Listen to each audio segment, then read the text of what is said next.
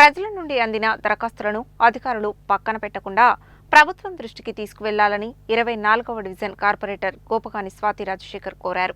అర్హులైన వారందరికీ ప్రభుత్వ పథకాలను వర్తింపజేయాలని డిమాండ్ చేశారు.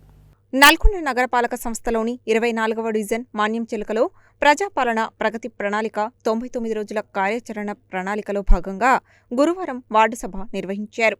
ఈ కార్యక్రమానికి డివిజన్ కార్పొరేటర్ గోపగాని స్వాతి రాజశేఖర్ ముఖ్య అతిథిగా హాజరై వివిధ పథకాల కోసం ప్రజల నుండి దరఖాస్తులను స్వీకరించారు. ఈ సందర్భంగా ఆమె మాట్లాడుతూ ప్రజల నుండి అందిన దరఖాస్తులను అధికారులు ప్రతిసారి స్వీకరించడం, వాటిని పక్కన పెట్టడం జరుగుతోందని, ఈసారి అలా కాకుండా ప్రజల నుండి అందిన దరఖాస్తులను వెంటనే ప్రభుత్వం దృష్టికి తీసుకువెళ్లాలని కోరారు. అధికారులు ప్రజల కోసమే ఉన్నామనేది గమనించి ప్రజల సమస్యల పరిష్కారానికి కృషి చేయాలని కోరారు. ఈ కార్యక్రమంలో వార్డు ఆఫీసర్ మంజుల, రీసోర్స్ పర్సన్ అండాలు, అంగన్వాడీ కార్యకర్తలు Premalatha, Shahida, Pramila, Jhansi, medical officer doctor Fatima, supervisor Upendra, Nalini, సంతోష, సిరి, రాజ్ కుమార్ తదితరులు పాల్గొన్నారు.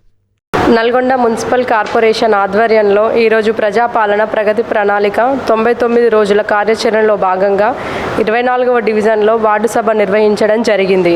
ప్రజల నుండి అధిక సంఖ్యలో పథకాలకు సంబంధించిన దరఖాస్తులు స్వీకరించడం జరిగింది.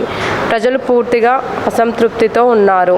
దరఖాస్తులను ప్రతిసారి తీసుకోవడం, పక్కన పెట్టడం జరుగుతుంది. ఈసారి అలా కాకుండా అధికారులు వెంటనే ప్రభుత్వం దృష్టికి తీసుకెళ్లాలని డిమాండ్ చేస్తున్నాను.